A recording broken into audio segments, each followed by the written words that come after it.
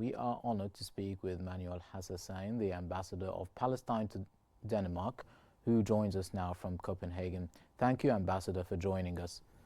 Now, thank you. Let's begin with the recent escalation in Gaza and the West Bank. Can you share your perspective on what has led to this surge in violence?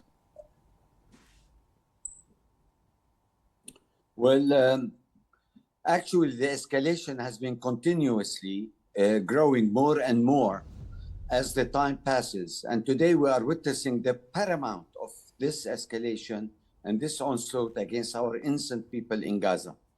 This carnage is a badge of dishonor on the international community that is allowing still Israel to go ahead with its butchery against the Palestinian people with impunity.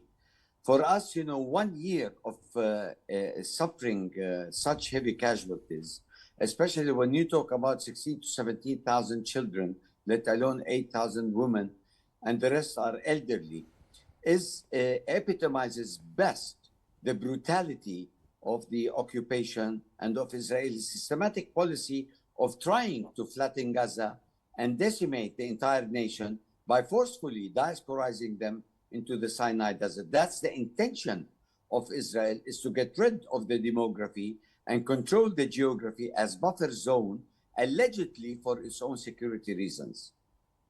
Ambassador, now obviously what's happening on the ground has been taking a discourse of force and military action. How do you think we can bring back the political file just on the table? How can we talk politically and diplomatically to address the current situation?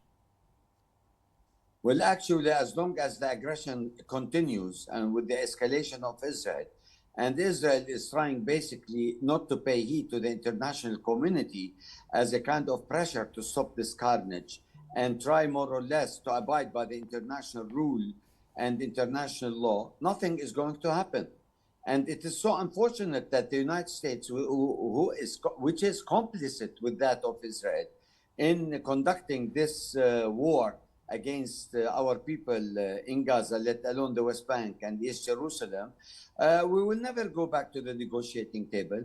And as long as Israel is procrastination, the process of signing a deal with Hamas on the release of hostages and the cessation of aggression against our people, there is no talk about diplomatic engagement or negotiations and what have you. So Israel is buying time in trying to cleanse as much as they can through the process of ethnic cleansing of Palestinians, and buying time in trying basically to break the will of Hamas and all the resistance movement in Gaza.